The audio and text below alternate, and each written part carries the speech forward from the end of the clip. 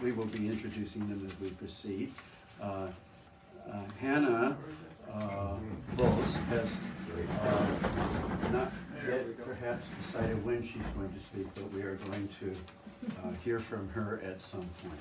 Maybe after Jonathan? Maybe after Jonathan. Thank you. That is why she's not on our program. So I'm going to introduce things, and I just want to talk about why Northrop Frye. First of all, isn't he beautiful?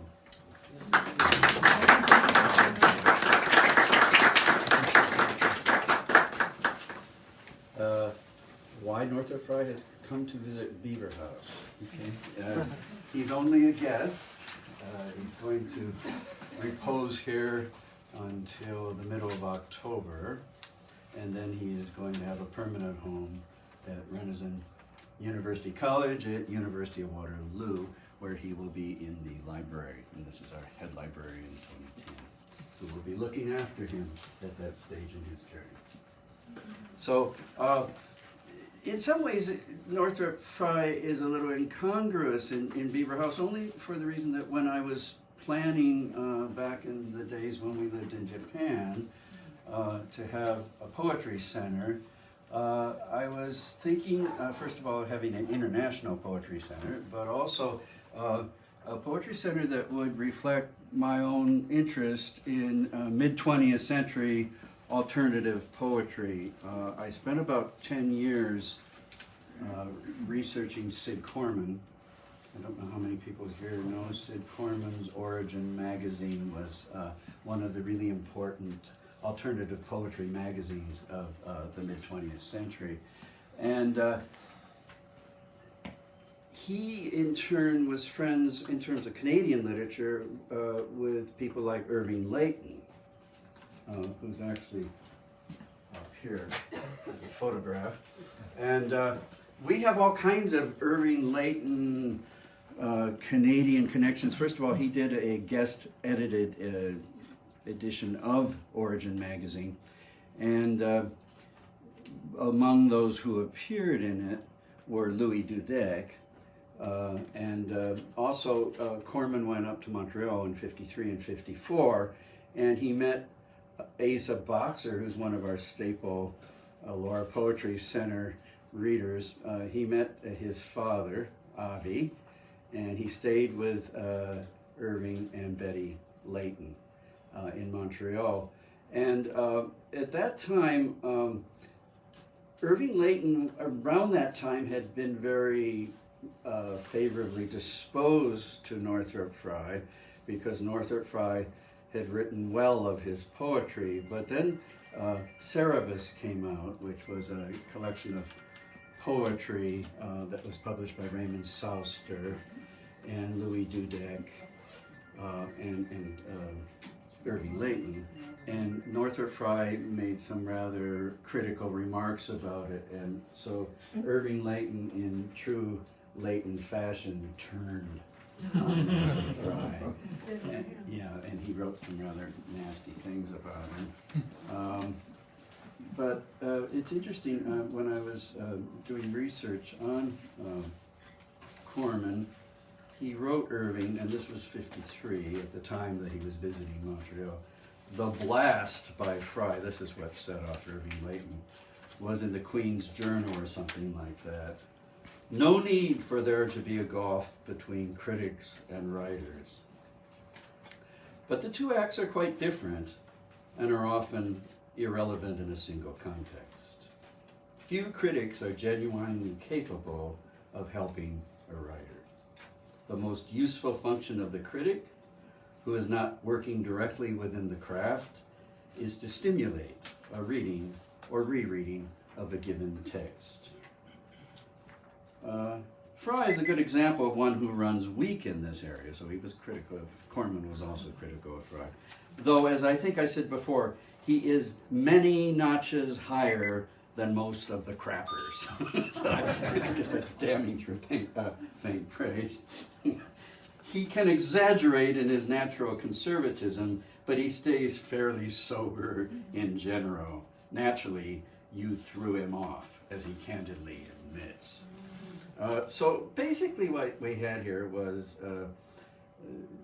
the New Canadian poetry in alignment with what Donald Allen published in the New American Poetry in 1960, and there's actually a whole section in the New American Poetry of origin poets, and they were joined with the Black Mountain poets, and then there were beats. Okay, so the other idea I had when we came back here was not only would we be honoring the tradition of Sid Corman and origin, but also this would be a place where we would honor the contribution of the beat poets. And so, actually, I have an article here that said Canada didn't really have beat poets the way the Americans did, but I think, really, in many ways, the closest Canada had to a beat poet was Bill Bissett. And Jack Kerouac actually said in an interview that he was one of the great poets, which is pretty good, coming from Jack Kerouac. Mind you, it was in the stage where he was no longer sober much of the time.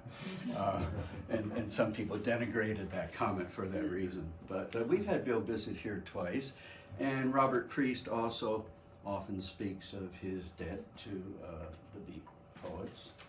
I don't know if Jerry Prager sees any. Do you see any beat influence in your own writing? I see it heard. In Morburn. That's Morburn right there. I think, the beats have influenced Canadian literature. And the point is about Frye that even if he was an academic, and that created a kind of divide, Northrop Frye was the greatest literary critic in Canada in the 20th century. And he did a great deal to promote Canadian literature. Not only did he write The Bush Garden, I'm sure many people here used The Bush Garden in teaching. He was, of course, a professor to Margaret Atwood and influenced her writing of survival.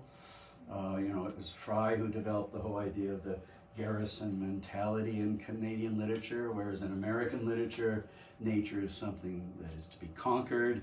In Canadian literature, nature is something that will kill you in a couple of minutes if you find yourself in the right circumstances, or I guess I should say wrong circumstances.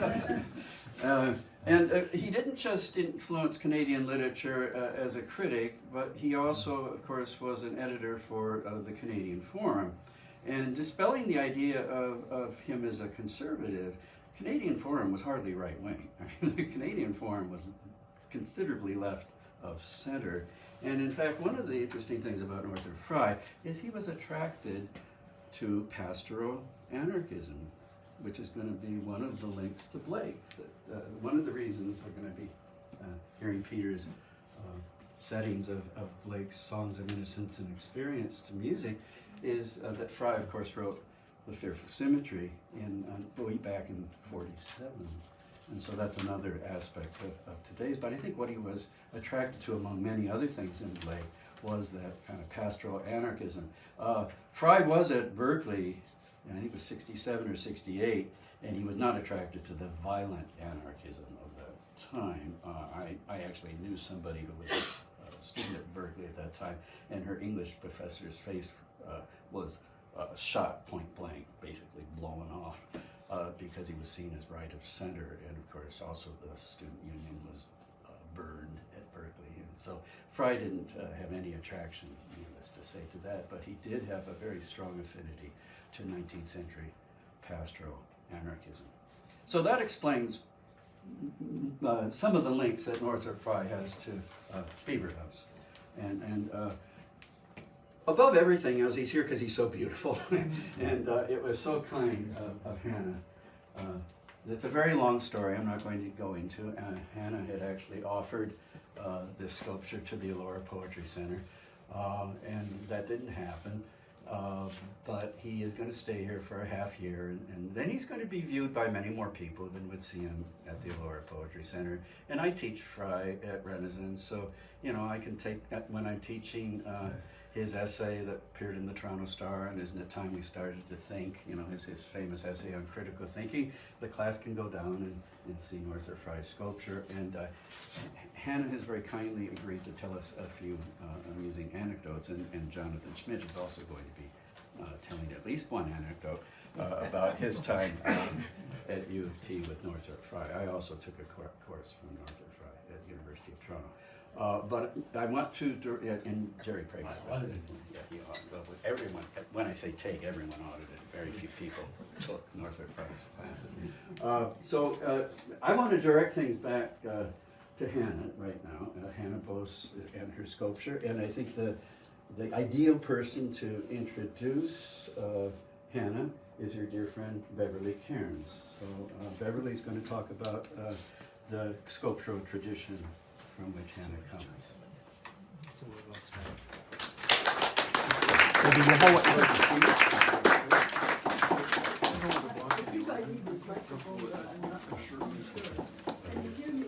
That's not going to do that, that's for them. Pardon? That's for them.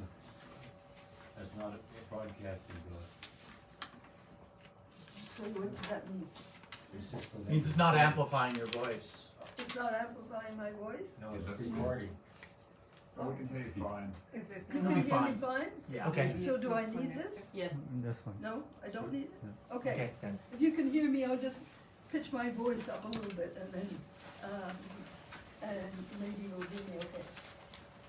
So it gives me great pleasure today to introduce, to be able to talk about the traditions and the artistic formation of my dear friend and mentor, Hanna Bose, and which led to the development of this sensitive and artistically beautiful bust of Northrop Frye that we have here today. Hanna, so I'll tell you a little bit of Hanna's background. Hanna did some work in sculpture in Germany before she came to Canada. But when she came with Walter, her husband, to Guelph in 1963, she made friends with Sophia Hungerford. Now they got to know Sophia through Walter's work. Somehow they were introduced to the secretary or something. And Sophia was already an accomplished sculptor, and she had a small studio with several people working with her there in Guelph. And when Hanna met Sophia, she found this very exciting because this was exactly the direction that she wanted to go in. So Sophia had known Frances Gage in Toronto because she'd grown up in Toronto. She also knew her through the fact that Sophia was a great, and her husband were great supporters of the Group of Seven. And so Sophia also knew Loring and Wiley, who were two of the most iconic women sculptors that Canada has ever produced. So Sophia and her friend from Kitchener, Frances Dean, another Frances, would go down every week to Markham, where Frances Gage was teaching. And since Hanna wanted to learn more, she decided to join them on their journey, and she would go there every week. Now, I'd like to just give you a bit of background about Frances Gage, because to me what's important here is there's a sort of a whole lineage which comes from Loring and Wiley, who were they were contemporaries of the Group of Seven. They had the church in Toronto, which was around the Mount Pleasant area, this old church which became a center for not only for the Group of Seven, but for the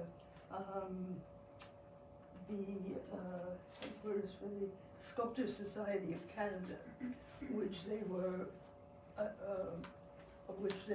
initiators and members.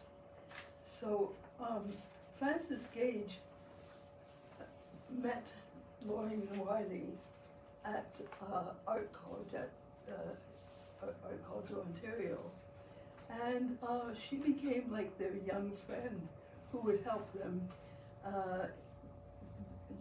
with casting and that type of thing. So did some of the Joe work at the church. She also washed dishes and did many other things for them.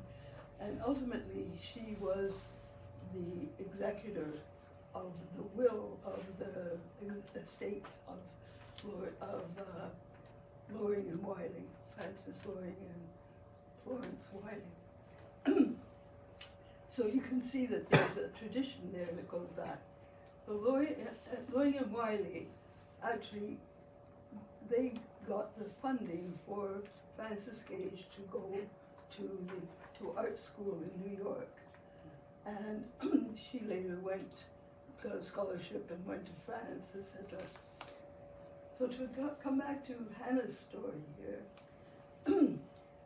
when Hanna and Sophia and a friend would go to Toronto, they saw that Francis Gage was not really very happy in the Markham studio because she felt there wasn't enough privacy for the new model and that type of thing. So they said, well, why not come to Guelph? We'll fix up a studio for you there in Guelph. So that is what happened. And then Francis would come, would drive from Toronto right through the winter, etc., through storms, etc., to teach at the studio that they set up at the Delhi Recreation Center. So it was in the basement, and there they had, Francis set up a studio with a live model, and that was very rare, and is still very rare in this whole area. It was an ideal place. It was sort of like a basement with cement floor, and the lighting wasn't great, but the space was good. And there would be about 10, 12, 15 people gathered there learning to sculpt. And that's how I came to meet Hanna. I was taking Italian at the University of Guelph, and I wanted to speak more Italian, and I saw that there was an opportunity to go to Florence to speak Italian, but I thought I'm going to be speaking Italian in Italy anyway, so why don't I take this sculpture course that's being given in Florence? So I did that. I went for a month and took a sculpture course, and when I came back to this area, I was living in Elora, but when I came back, I looked around to see where I could continue my sculpture work, and I found this amazing studio called the Gage Sculpture Group at the Delhi Recreation Center. And so Francis, I was there in the last 3 years or so of Francis Gage's teaching. She taught for 25 years. She eventually came to live at Cross Hill, which is near St. Clements, and brave lady, she lived out in a tent there for 5 years while she was building a house. And yeah, and she had some rather unpleasant experiences too. When one man went after her with a shotgun because she was living alone as a woman out in this tent. Anyway, so she would come and teach us every Wednesday, and we started at 9:30 in the morning, and then we had, did clay sculpture from a marble, and then we would have lunch together and wonderful talk about sculpture, about art, etc., very stimulating. And then in the afternoon, quite frequently, we would do we learned casting, and that would go till maybe about 2:30 or so. So Frances taught there until, I have notes here because my dates are never very good. She taught till 1989. That's when she left the group, and Hanna became our teacher. And so Hanna taught there from 1989 till 1997. So she really is a mentor to so many people who are here. After 1997, the sculpture group had to move from the Delhi Recreation Center, which was transforming into something else. And so we found a new place at the Guelph Pottery Center, and it's now called the Guelph Sculpture Group. But, and Hanna, she says she's not teaching there anymore, but in fact she's mentoring. And so the group starts on Wednesdays at 9:30 in the morning, and about 11 o'clock when we have coffee, Hanna comes around and gives us a critique, etc., with her very firm view on how the body, because a live model there, and the exact proportions, etc., of the body. So we are very fortunate to have Hanna still continuing working with us. And of course, like she has sculptors, in about 5 countries, and she's really well known for her portraiture, for sculptures, mainly for portraiture, but also for musicians, sponges, etc. Anyway, I just say that she passes on years of knowledge and experience, and she still tells me that she still uses many of the phrases and the guidance tips that she heard from Frances Gage during the 25 years that Frances taught. That's the story behind it.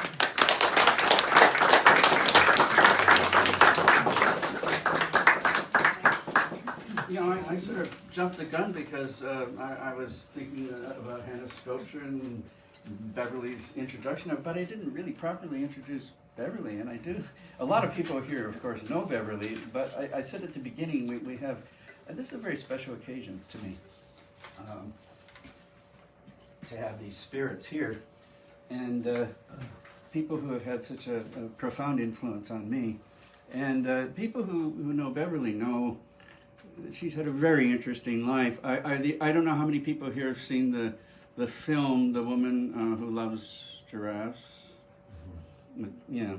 Well, when I was watching that, and it was all about Anne in a stag, who happens to be Beverly's sister-in-law, going to Africa, and this was such a pioneer thing in the 1950s, and I kept thinking, well, Beverly did that too,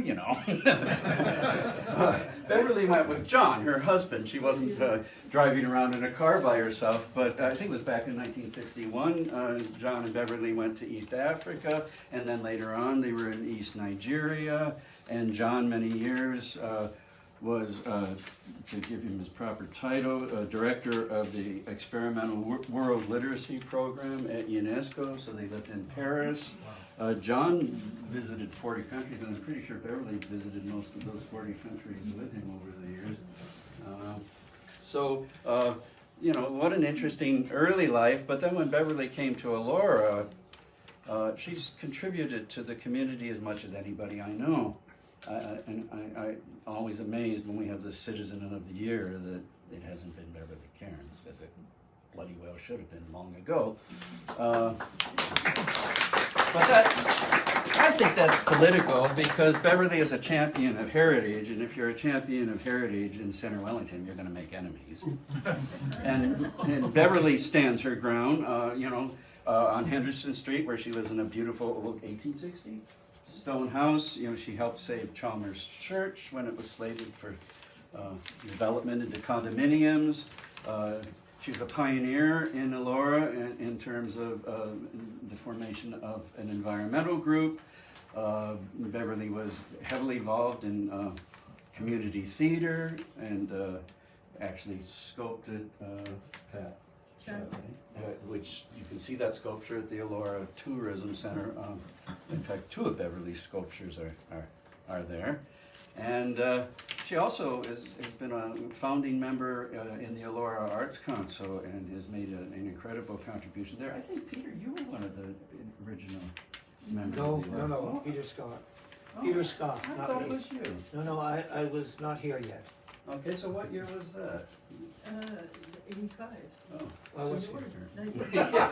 And I read somewhere you were there. And it wasn't Peter Scott, it No. was Peter Scott. You're a It's twin. somebody that made it. Your evil twin. I was too young. So those are just some of the things Beverly's done for Laura. So I'm sorry that I didn't lead into your wonderful talk. It was wonderful to hear you recount those influences. There's, by the way, a wonderful, about a 6 or 7 minute CBC interview With with Laurie and Wiley Wiley. and Francis Gage, they're all at the table, and some of the group of 7 as well. Yeah, and it's on YouTube. And, you know, in our studio, at the Gage Sculpture Studio at Delhi Recreation Center, we had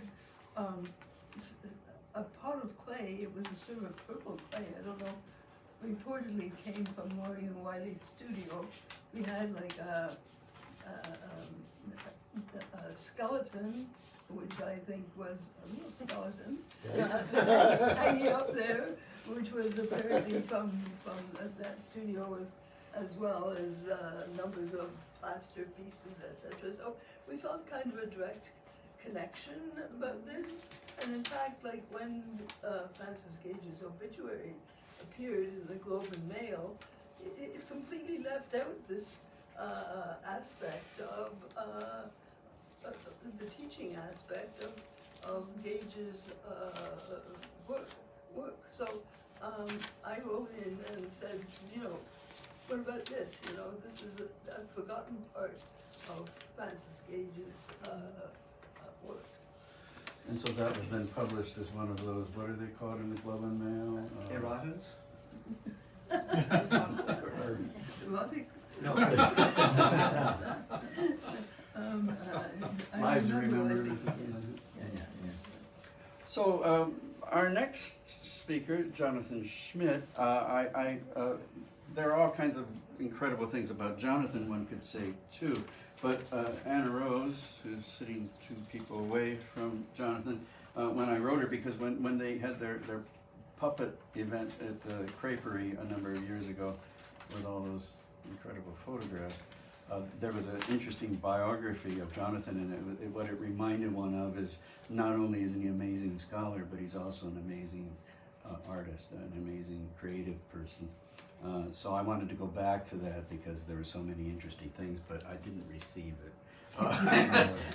So this is the custom bio that I got from Anna Rose, and she said later on it was because he was only going to tell one anecdote, so she didn't want to overwhelm the anecdote with too much information about Jonathan. So here it is. Jonathan has always been a curious guy, fascinated with everything. He focused on paying the tuition for his studies in insect physiology by drawing people's cottages. Along the way, he studied the Bible with Northrop Frye. I think your inflection was rather strange. Not a curious guy, but a curious guy. Yeah. Well, you can read that 2 ways. I also looked up his biography because I did want to augment that a little bit. At U of G, Schmidt teaches environmental biology from spider ecology. He can tell you everything about spiders, of which a few repose in here, to the workings of insecticides on farm ecosystems. Jonathan has long been a humorous, humble, happy collaborator in Anna Rosa's work with puppets. He also composed the play script for the successful but daring First Noel, a spoof based on the Elora Festival. He has co-constructed several monster puppets for parades, including an enormous octopus and a flying pig. And he's used his photographic skills to produce publicity material and those mask portraits. He apparently can also paint scintillating patterns on butterfly wings. So anyway, Jonathan.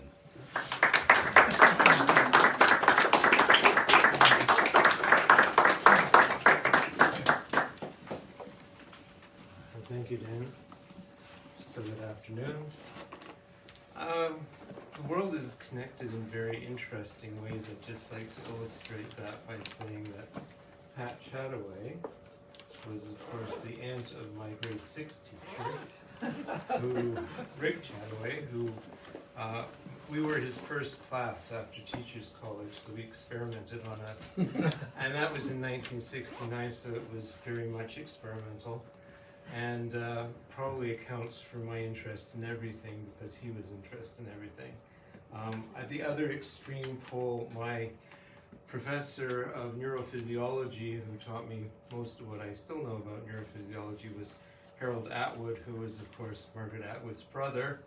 And his father, Carl Atwood, was a strong influence for me getting interested in insects in the first place because, little known to most people, he studied locusts in Africa. So this is just saying that in one person you can bring an awful lot of stuff together and connect all kinds of people in a room. So I want to start off by saying this is not about Northrop Frye. This is not an analysis of Northrop Frye. I'm going to probably tell you absolutely nothing of significance to do with literary criticism at all. This is purely a reminiscence or just a recollection, because I had the good fortune in 1980 to take his course at Victoria College at the University of Toronto, which was an odd thing to do, I confess, because I was a zoology major. And it was a particularly odd thing because zoology, if you know the U of T campus, is on exactly the opposite side from Victoria College. So, you know, this is part of my story, which includes having a major in zoology and a minor in comparative mythology from U of T, which makes about as much sense as it sounds like. So this is a reminiscence. I just basically wanted to take you at Dan's request to my experience of being in Northrop Frye's classroom. So the first thing, and there would be lots of kerfuffle in the beginning, and it was a strange group of people, as I say, because it was from all quarters of the university. And he did attempt to weed us out. In the first class, he gave us a test, a quiz to determine whether you belonged there, you know. And it included things like Ruth Ann blank, which would be Naomi. I still remember the answer. What was the name of Bellerophon's horse? Pegasus. So it was full of, and it was like 20 of these questions. It was like Trivial Pursuit to get into his course. And so we were all feeling sort of, you know, vaguely proud of ourselves for being there. Not as proud as his TA. His TA was very, very proud of being there. But we would all sit and wait, and there would be conversation, and then there would be a hush because the door would creak open. And it was like this little golden cloud floated across the front of the room and stopped at the lectern, and Northrop Frye descended, cherub-like, because this is 1980. He had very pale hair that was slightly curly, and he would beam, and he had these little glasses, and he would descend to the lectern. And there would be complete silence at that point. And then he would proceed to speak. And he would talk, and he would fill an entire hour just talking extemporaneously. And it was very fascinating. And I will say I have both of my textbooks from this course, which is pretty interesting. The one textbook I didn't have to actually buy, it was my copy of the Holy Bible. This was the textbook. This was the one that my grandmother gave me, so I used this one. It painfully small writing. And the other textbook was Ovid's Metamorphoses in translation. You can see that it's fairly beaten up. And these were the two books. This is the sum total of an entire course, was these two books. And what he had us do, and this was why it was really daunting when you started the course, he had us read this entirely from beginning to end. No let up. Even the begats. We even had to read the begats, right? And it was laid out like how much you had to read every week to get through it, right? And you read and you read and you read. And that was interesting because, like Northrop Frye, I had a background in the United Church. My father was a United Church minister. All my childhood I had been exposed to this book, obviously. But I realized in this course that I had been exposed to very particular parts of this book.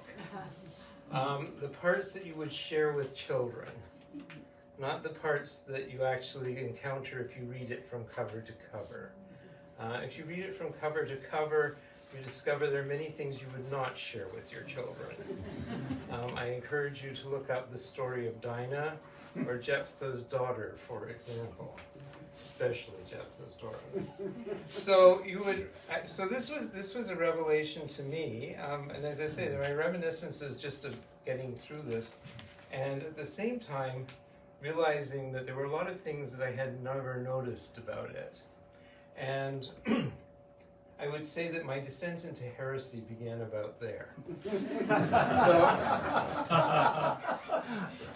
Excuse me, was that descent or ascent?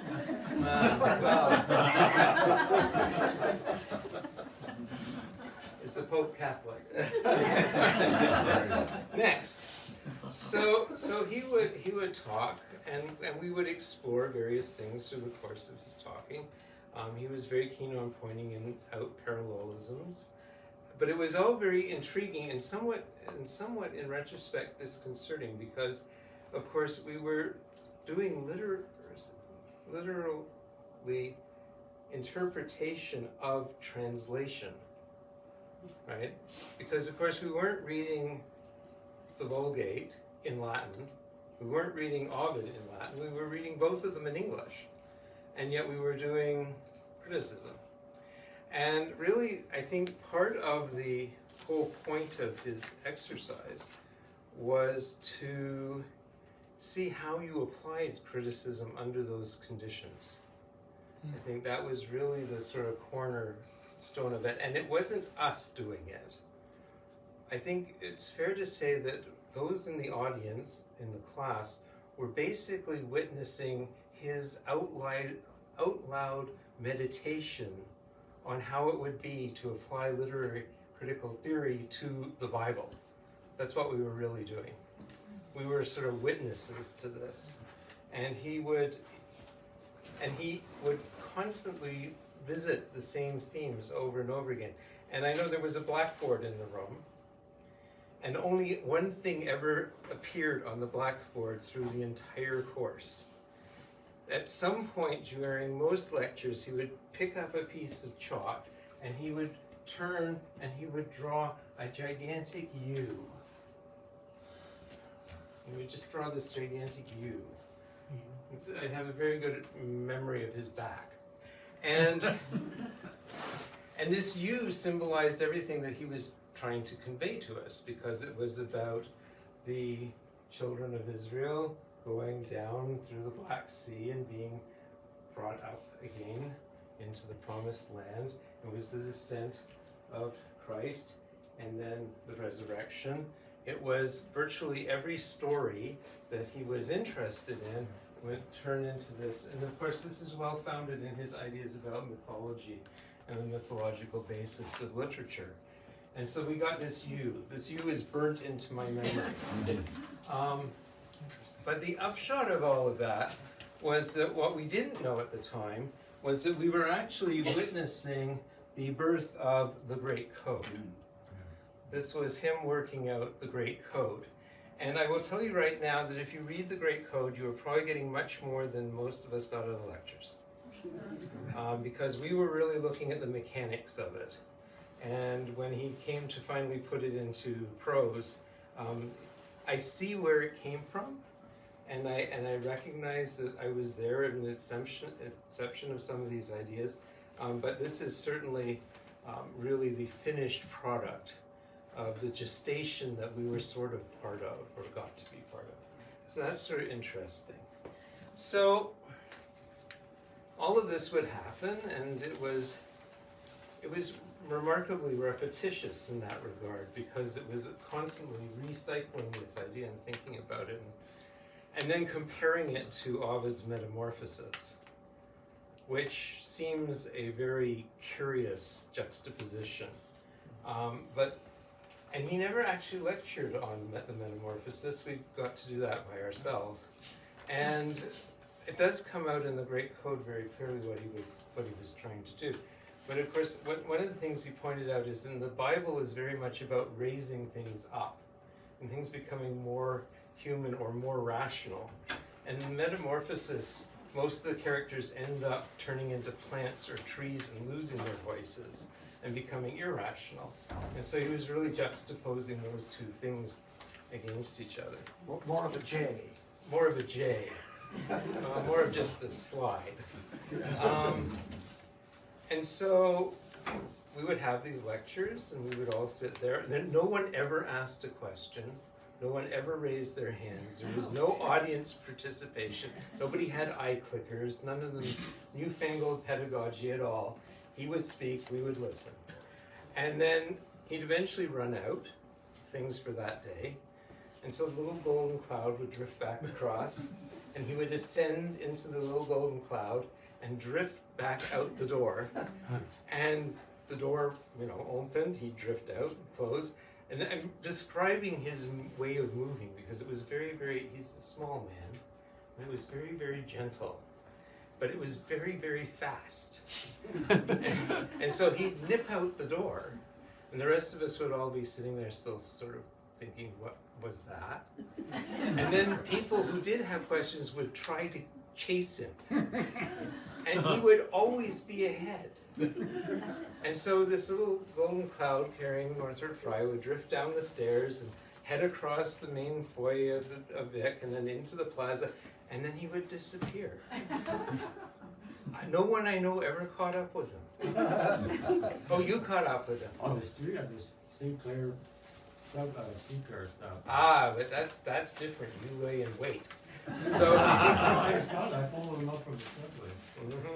So he would disappear, and the rest of us would be left to contemplate what we had learned that day, which, if you didn't notice, is a metaphor.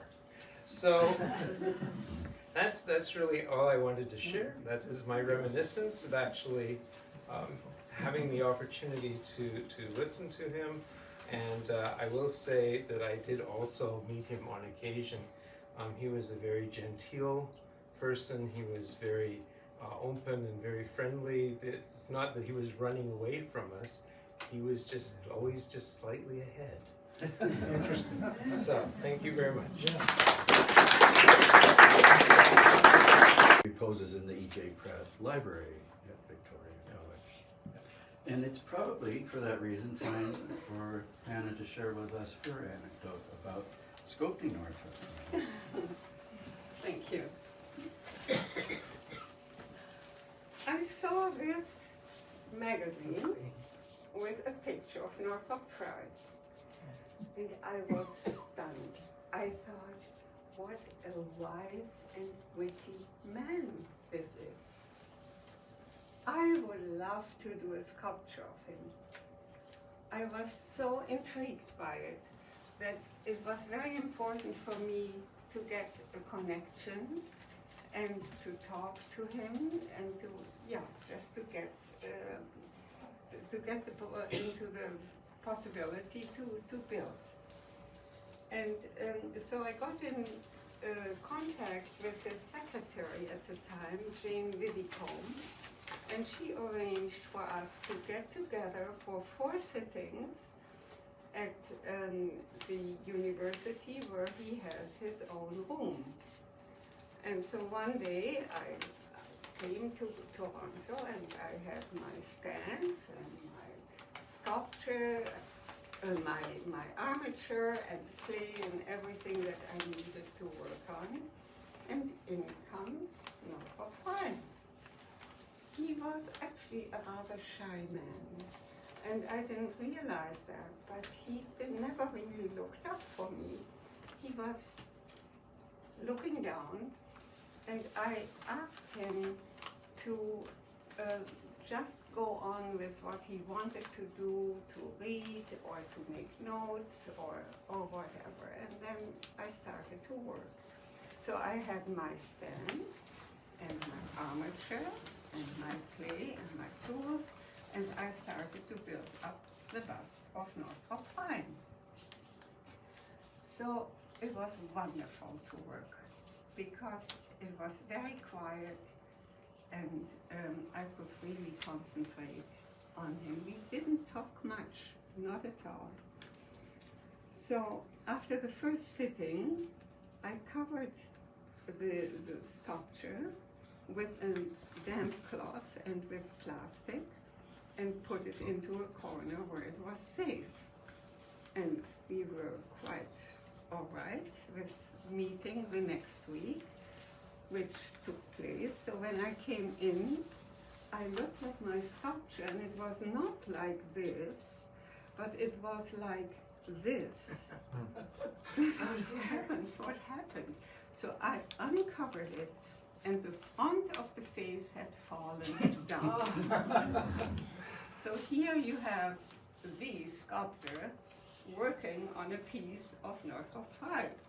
He was not there then, and I looked around and I saw in the closet there were some wire hangers, and I had in my basket pliers.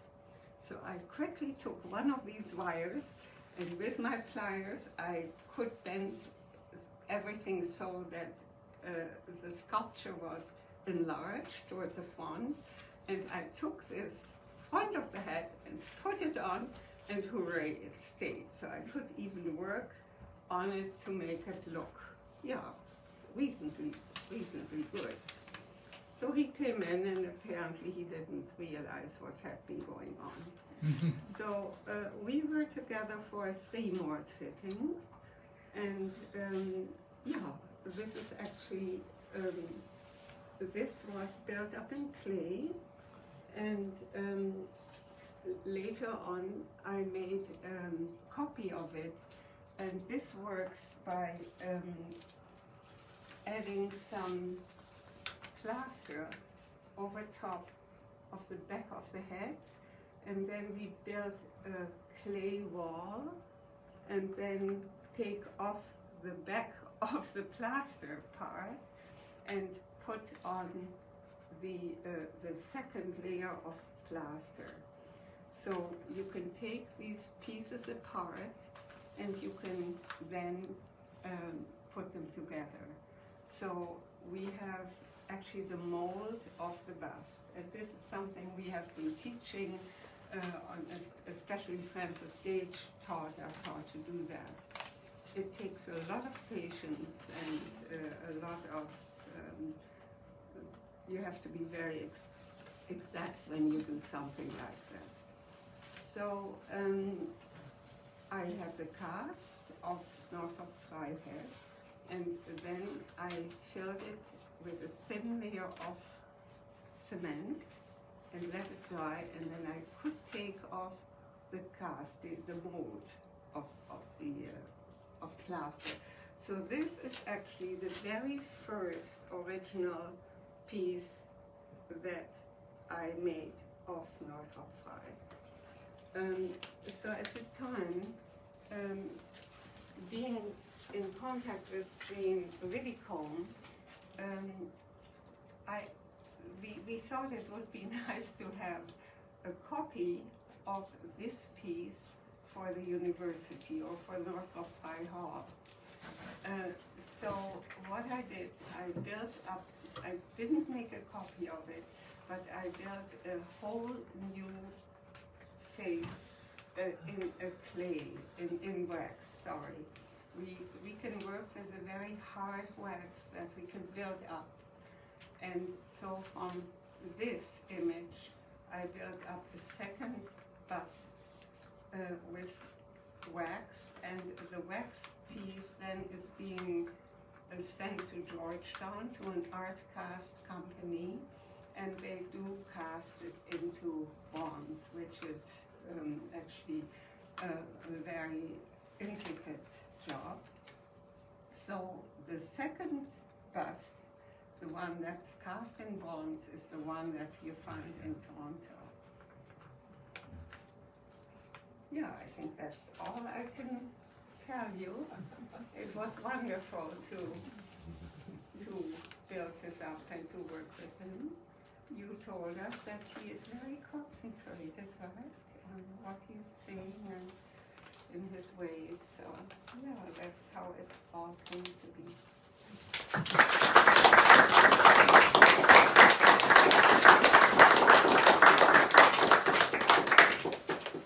Okay, so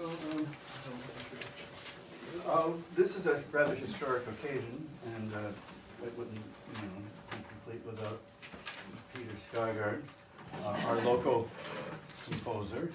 I'm going to save the introduction to Peter because I know that our musicians are in a bit of a rush. So I'm just going to let Peter jump right in, because probably everyone here pretty well knows Peter anyway. Right. Okay. Just three short things talking about connections. The first is that my mother went to Victoria College, and she took a course. She took a course from Northrop Frye when he was first teaching, his first year of teaching. And not that she told me much about it, except that she, being a sculptor and a portraiter herself, said he had a little pointed chin and big glasses, and he looked like a praying mantis. Second thing is that my mother was at Central Tech doing sculpture after the war, and they did the National Film Board did a short film called The Third Dimension, in which they had all the sculptures on film, including Manuel Hahn and Florence Weil and Loring. My mother was a student of Elizabeth Winwood, another sculptor, and she is in that film as the student so she's in that film for about as long as anybody else is. And the third thing is that I took a sculpture course, a 1-week sculpture course here in Elora from Hanna. That's when I first met Hanna. And we would go in at 9 o'clock and we'd be finished about 4. And it would just be sculpture and sculpture and sculpture. It was just fabulous. But the reason I'm up here is because I have set some poetry of William Blake's Innocence and Experience, Songs of Innocence and of Experience. And Northrop Frye, of course, wrote Fearful Symmetry, which is the line from Tiger, Tiger, Burning Bright. And what Northrop Frye did in Fearful Symmetry is he revealed Blake not as the madman that everybody thought he was, but that his mythology, which he invented for himself, William Blake, to explain this dynamic that he wished to explain, Northrop Frye was able to reveal the intelligence behind it. And all these seeds of Fearful Symmetry, because Blake wrote many, many long epic poems afterwards, but Songs of Innocence and of Experience was his early work, and all the seeds later are in that. And just to tell you what the background of the seeds are, the background is that William Blake and his family were involved in dealing with poverty in central London, downtown London, around St. James' poorhouse. And already the City of London had been exporting children out of there to nursemaids in Wimbledon to offset infant mortality rate. And this was a fantastic thing. They started about the 1750s. And Blake himself were involved in promoting a school for the children of St. James. And this was a school that was very genuinely helping these little working class children to learn. Not to be workers, but to learn math, to learn their alphabet, to learn to read, all this kind of thing. Well, a couple of things happened that soured the whole effort, and that was just the fact that you had to keep contributing, and these little children were getting a better education than my little petit bourgeoisie children, and therefore that can't be right. And then what really put the nail in the coffin was the French Revolution, which shows what can happen when you start to help the poorer classes. So it's better to keep the poorer classes poor. This is the background for the songs of innocence and experience. Innocence, when he says, sound the flute, now it's mute, birds delight, day and night, you think, very pretty. What is it about? It is about these children being in Wimbledon and surviving and thriving and then the songs of experience are the eventual oppressive forces that come to destroy this incredible efforts towards of genuine charity. So the 4 poems that I have chosen here are the divine image, the human abstract, the tiger, and the lamb. The divine image is, I think, kind of speaks for itself, to mercy, pity, peace, and love, all pray in their distress, and so forth and so on. The human abstract bears a little bit more understanding. It is, in all the songs of innocence and of experience, it is the most precise codification of the principles of oppression. So, pity would be no more if we did like say when we poor. Mercy no more would be if we are happy as we. So this whole idea of piety, of helping the poor. He said, well, that's not true. And mutual fear brings peace. That interesting. So the selfish loves increase, then cruelty knits a snare and spreads his bait with care. He sits down with holy fears and waters the ground with his. He sits down with holy fears. The situation, these holy fears. This is a very almost. What the hell is the word? Okay. And humility takes root. This humility. This is this false humility. This false humility. And the caterpillar and the fly. The caterpillar actually is a metaphor for the priests. And they're feeding on this mystery. Mystery was not a word that he really liked. This is obfuscation, not mystery. And it bears the fruit of deceit, and so forth and so on. So after all this oppression happens, especially after this wonderful innocence of the thriving children and so forth, comes the tigers, which is the reaction of rage and anger against this whole oppressive thing. And then just to bring you in a circle, I suppose it's supposed to be, it's kind of a U. Circle's kind of a U. Bring you back up again, we'll end with the lamb. Okay, so we have John Littery and Robert listen to performance.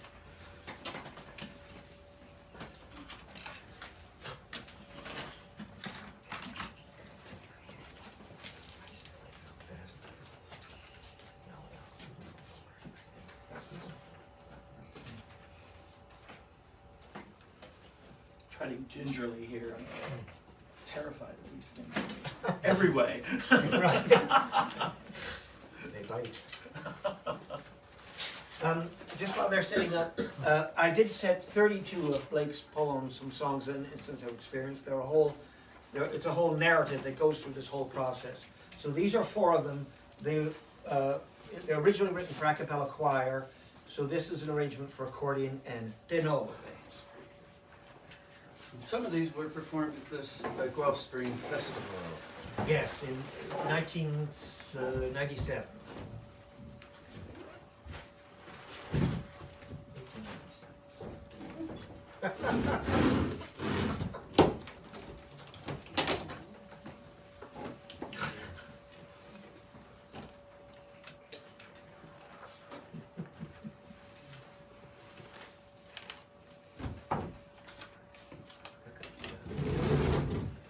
We're getting the accordion. It's only slightly smaller than this room.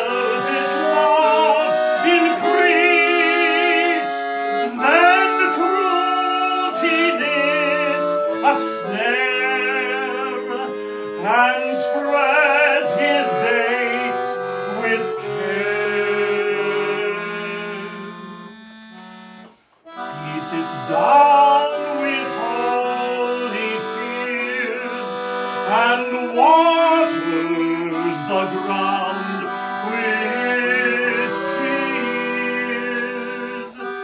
Then humility takes root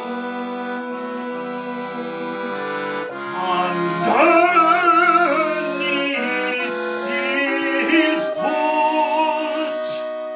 Soon spreads the dismal shade of mystery o'er his head, and the caterpillar and fly feed on the mystery.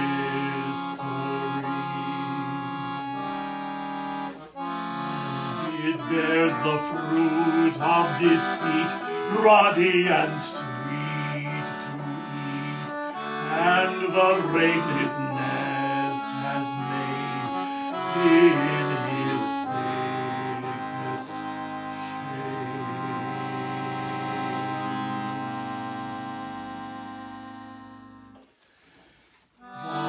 The gods of earth and sea sought through nature to find this tree, but their search was all in vain.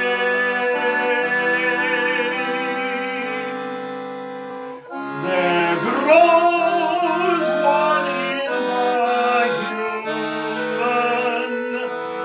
brain.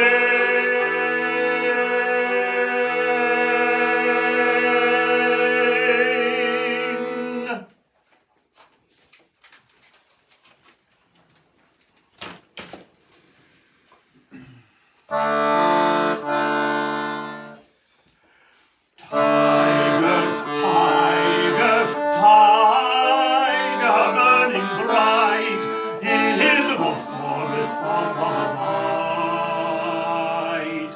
What immortal hand or eye could frame thy fearful symmetry? What distant steps or skies burns the fire of thine eyes? On what dank various spar was the hand there seize the fire? And what should older and what art should twist the sinews of the heart? When thy heart beat, what dread hand and what dread feet?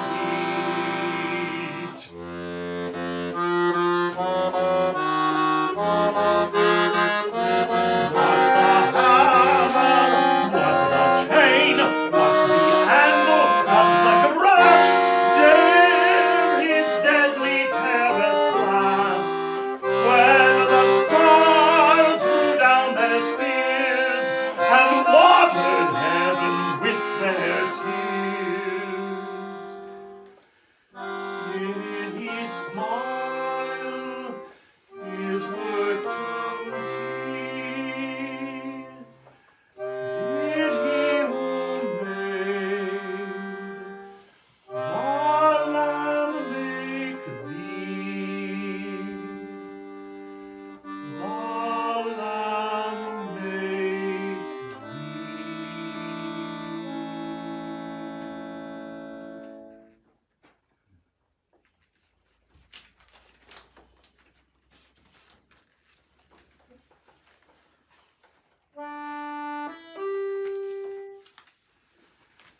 Little lamb, who made thee?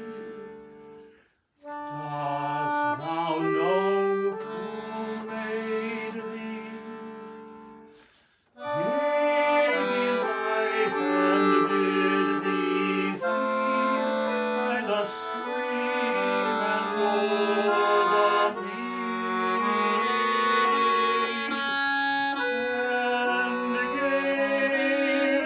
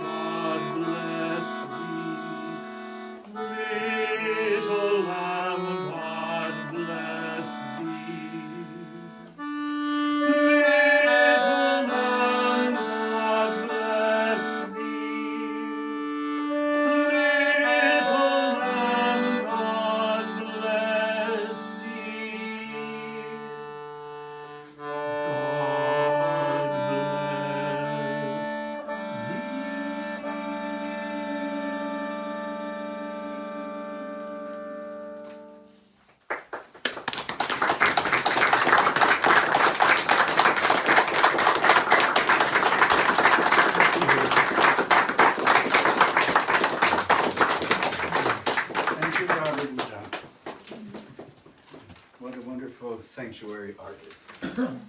Northrop Frye, and we have music, and we have and we have Tony Tim to conclude. Before Tony speaks, don't go away after his speech. Carol has spent hours preparing her usual delectable food, which will be transported down to this table, and there is wine and cider as well, and so please stay and converse after. As I mentioned, Northrop Frye will be going on to Renison in October, so we'll pass the baton to Tony. Well, to start with, I'm really honored to be here and accept this wonderful sculpture on behalf of the Renison University College Library. Well, I know nothing about Northrop Frye before, but surprisingly, I think I know a lot about Northrop Frye today. Well, especially what makes Northrop Frye so great, how it descends from the heaven to here and do all the wonderful things. Thank you so much, about Northrop Frye. So, just make the story short. I would really say, thank you for giving me this opportunity to know, more about this giant of Canadian literatures. To me, he was just equivalent to our Chinese master Confucius. This is another Canadian Confucius. Thank you so much. Thank you.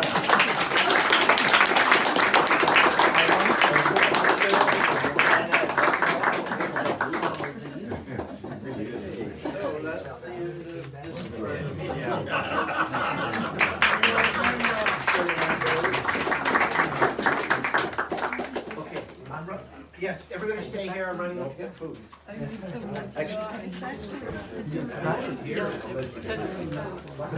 Oh, it is? Oh, okay.